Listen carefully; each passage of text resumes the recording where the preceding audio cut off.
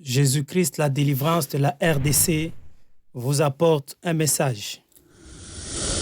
Lettre 10. La relation entre la nation d'Israël et celle de la RDC.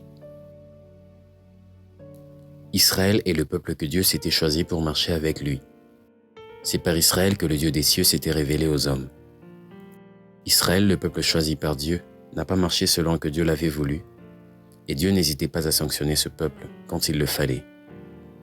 Dieu avait donné à Israël sa loi, ses commandements pour réglementer sa vie spirituelle et sociale, c'est-à-dire les relations entre Israélites et la relation d'Israël avec Dieu. Ce mode de vie avait fait d'Israël un peuple mis à part, et Dieu était présent au milieu d'eux. Israël a hérité Dieu en allant vers des idoles, ce qui avait suscité la jalousie de Dieu, qui lui dit dans Deutéronome 32, 20 à 21, ce qui suit. « Je leur cacherai ma face.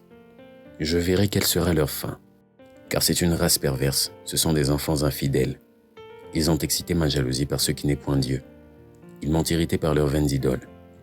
Et moi, j'exciterai leur jalousie par ce qui n'est point un peuple.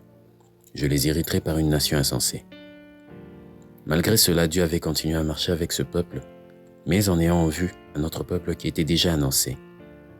Dieu a envoyé des prophètes à Israël selon les époques, qui ont parlé en leur parlant aussi d'un autre peuple, dans un langage codé.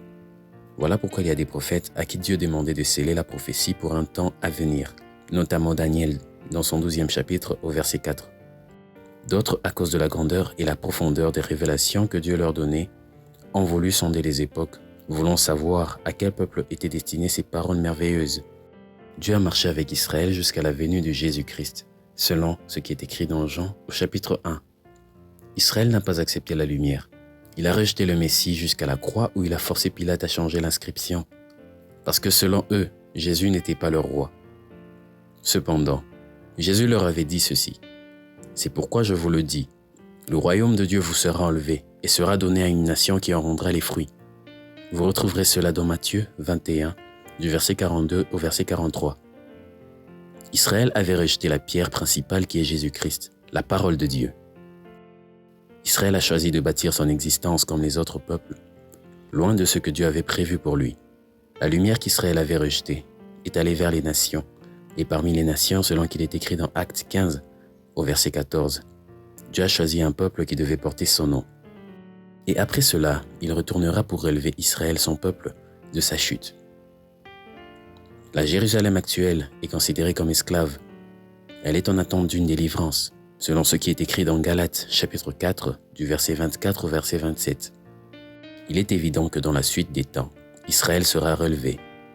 Israël a toujours été pourchassé, car le diable l'a toujours considéré comme un mal sur la terre en se servant d'autres nations pour le détruire. Mais il n'y est jamais parvenu, et n'y parviendra jamais à cause de la promesse de Dieu et de sa fidélité. Israël est protégé par Dieu lui-même, qui le délivre de ses ennemis. L'histoire récente nous parle du moment où Israël avait été combattu, jusqu'à être chassé de son territoire, et son retour sur la terre de ses ancêtres a été conditionné par un échange. Voici comment cela a été fait. Israël a perdu sa prééminence parmi les nations, en échange d'une protection éphémère des États-Unis et d'autres puissances mondiales. Israël a perdu son identité. Selon la parole de Dieu, ce peuple a été appelé Israélite. Mais selon les accords de 1948, on les a appelés Israéliens jusqu'à ce jour. Ceci n'est pas un hasard, car l'identité est un pouvoir, une force. Si au commencement Dieu a dit « On ne t'appellera plus Jacob, mais Israël », et si Dieu les appelle Israélites, qu'est-ce que l'homme pour changer cela? Nous savons que selon le droit congolais, l'identité Mutombo n'est pas égale à Mutombe. Permettez que l'on explicite encore cette pensée. Quand on dit Mutombo, directement on voit un originaire du centre de la RDC. Et Mutombe, on voit le sud. Israël a sombré, mais il retrouvera sa vraie identité. Israël était considéré comme l'horloge de Dieu pour indiquer l'heure qu'il faisait selon Dieu. Les peuples du monde entier se rendent en Israël pour visiter différents sites afin, dit-on, de palper du doigt l'histoire biblique. La parole de Dieu n'est pas une histoire, mais une vie. Jésus n'est pas une histoire, mais une vie. Chaque visiteur, à son retour, a ce qu'il a retenu, ce qu'il a constaté, et d'autres, ce qu'ils ont apporté, comme de l'eau du Jourdain, ainsi de suite.